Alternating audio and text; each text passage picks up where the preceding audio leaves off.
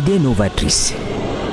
L'inventivité sont au rendez-vous de la 13e exposition internationale intégrée de la sûreté et de la sécurité. L'adjectif intégré a bel et bien sa place ici, car aujourd'hui dans le domaine de la protection civile, et parce que les enjeux sont importants, des passerelles sont établies. On associe à la gestion des risques de catastrophe la démarche préventive. Les ressources humaines sont mobilisées. Des investissements colossaux sont faits pour la matérialisation des idées innovantes.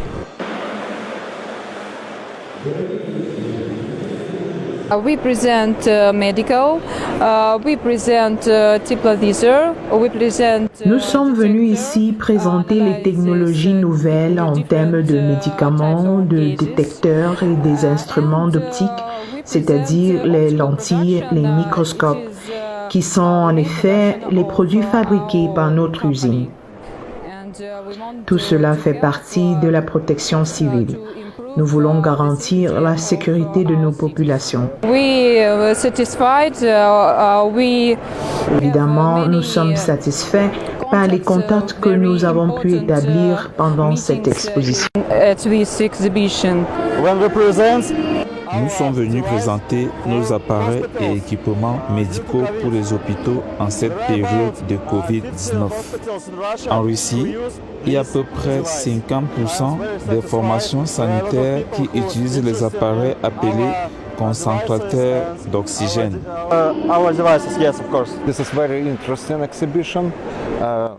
L'exhibition est très intéressante.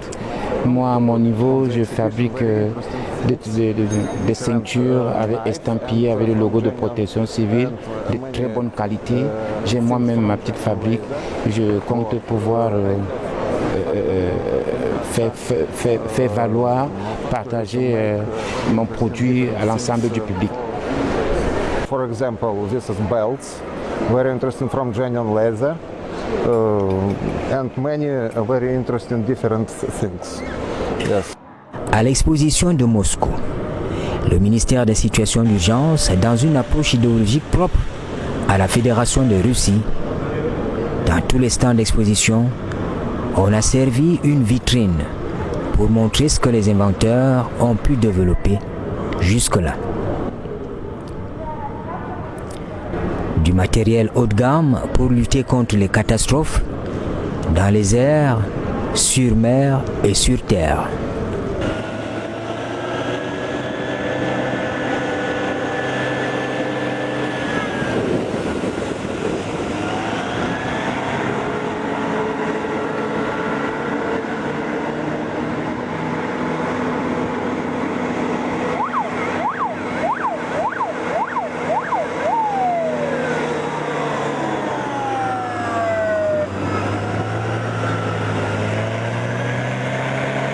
Effectivement, j'ai assisté à cette deuxième exposition. J'étais là déjà en 2019. Et par rapport à 2019, je vois qu'il y a eu des avancées significatives en termes d'équipement et en termes de matériel d'intervention pour les unités de la protection civile. Nous autres Africains qui sommes encore en phase de montée en puissance, je pense que nous avons vu des équipements, des matériels qui peuvent nous servir dans notre pays pour nous permettre d'être au niveau des défis qui se posent notamment en matière de risques et en matière de gestion des catastrophes dans notre pays. Quelque chose qui vous a marqué l'esprit? Oui, nous avons été profondément marqués par les matériels d'intervention, notamment les échelles mécaniques. Nous avons vu aussi des motopompes qui sont utilisées dans le cadre des eaux de la gestion des eaux de pluie, des inondations. Et nous avons vu d'autres équipements aussi qui peuvent nous intéresser. Surtout les produits qui travaillent ici avec un système qui résiste aux conditions climatiques. Par exemple, les systèmes introduits sur les citernes pour faire fondre les parties qui peuvent être gelées en période d'hiver. Mais sinon, pour l'ensemble du matériel, le Maroc dispose des moyens aussi sophistiqués que ceux-là. on a l'ensemble des moyens pour faire face aux différents risques, soit technologiques, naturels et d'autres risques. On a des cellules spécifiques, on dispose des moyens de détection de produits chimiques. On a une cellule qui s'appelle BICMIC. Sinon, on a aussi des cellules HAZMAT qui peuvent faire la tâche de détection des produits radioactifs. Aussi, on a d'autres acteurs tels que la gendarmerie et la police qui ont des moyens très sophistiqués pour faire la détection parce qu'on travaille avec un système interservice. On opère sur la même chose presque. Vous faites la différence entre la partie militaire et la partie civile? Ah oui, bien sûr.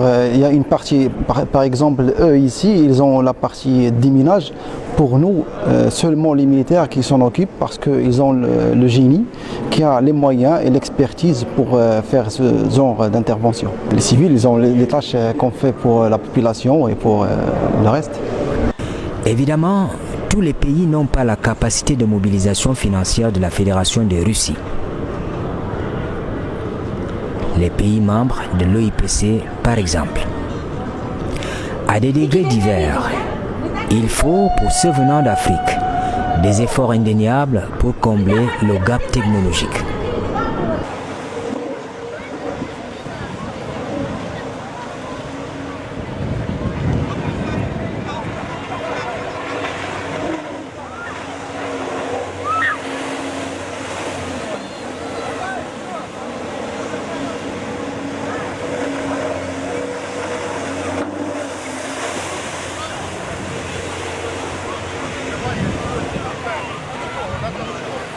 Je sais que c'est le boulot, c'est en fait le boulot. C'est la capacité de la Russie qui l'a amené jusque-là. Et la paix réelle, nous pouvons aussi imiter. L'Afrique ne peut pas être en reste. On est à mesure de le faire aussi. Vous avez un peu le matériel qui est là. Si cela arrivait aujourd'hui en Afrique, on aurait fait mieux qu'eux. On aurait fait encore plus que ce qui se passe maintenant. Vous savez, nous avons ce problème. Réellement, si on était aussi indépendant, qu'on avait ces matériels type pour l'incendie et pour des recherches n'importe comment, on a abouti assez encore mieux que ce que nous sommes en train de subir aujourd'hui. Il ne faut pas attendre le médecin. Alors, c'est maintenant qu'il faut se préparer avant que ça arrive. Il va exister un jour en Afrique. Mais si il se trouve que nous sommes déjà aguerris et que nous sommes prêts, vous voyez ce que ça va faire. Nous ne serons pas surpris. Il n'y a pas de boulot sans conséquences et sans difficultés. Nous, les difficultés que nous avons réellement présentement, c'est l'accès aux lieux d'incendie et autres, aux lieux de secourisme. Et quand on alerte le service, nous pouvons quitter rapidement. Mais je ne sais pas, le mauvais comportement des chauffeurs nous permet de prendre le retard le plus souvent. Et là, arrivé, on est souvent caillassé. Vous vous rendez compte de ce que cela provoque? Donc, c'est des petits problèmes que nous avons. En dehors de ça, il n'y a pas de problème majeur. Je crois que ça nous édifie parce que chez nous, c'est la protection civile. Ici, c'est tout un ministère. Donc, vous savez, c'est une autre dimension.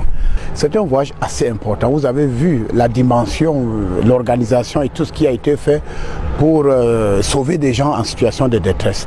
Bon, nous avons vu des hélicoptères, nous avons vu des avions qui tombent, nous avons vu des trains qui déraillent, nous avons vu des bombes qui explosent. Et puis, ils ont prévu pour chaque type de catastrophe une réponse appropriée. Et c'est ça la protection civile, l'anticipation. Donc je crois que nous allons faire des notes, nous allons faire des rapports. Je veux faire un compte rendu au chef de l'État, je ferai un autre compte rendu au premier chef du gouvernement et nous allons faire des suggestions pour rehausser déjà les niveaux d'intervention de la protection civile. Je crois que ça a été le souci majeur de Madame la secrétaire générale quand elle était directeur de la protection civile. Et avec ce que nous avons vu aujourd'hui, on va rehausser la capacité d'intervention de la direction de la protection civile au Cameroun. Une certitude tout au moins, dans l'action humanitaire de l'OIPC, on pense relever le niveau technique pour encourager les États à investir davantage dans la protection civile. Effectivement, dans mon plan d'action, il est question de renforcer les capacités des États membres. Ça, c'est l'objectif de l'OIPC. Alors, comment est-ce qu'on peut le faire? Ça peut se faire uniquement en accroissant les moyens de prévention, les moyens de réponse et surtout la préparation. Alors, Nous pensons rapprocher l'OIPC des États membres en faisant comment? L'OIPC a des entrepôts dans certaines régions. En Afrique de l'Ouest, par exemple, il y a un entrepôt pour desservir les États membres de l'Afrique de l'Ouest. Alors, nous planifions donc de développer ce genre d'activité dans d'autres régions.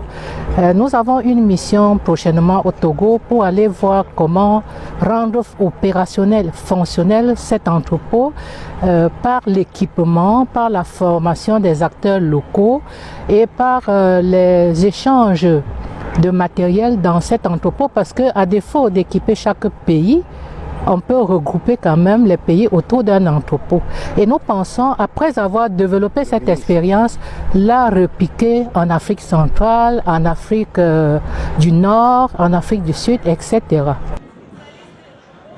Du point de vue de la représentation, le Salon sur la sécurité et la sûreté 2021 à Moscou s'établit comme le modèle d'appropriation des technologies innovantes par un pays, à savoir la Fédération de Russie. Un pays qui sait pouvoir afficher sa puissance mondiale en investissant lourdement dans le domaine humanitaire, le domaine de la protection civile. Локализованы в пределах полотна.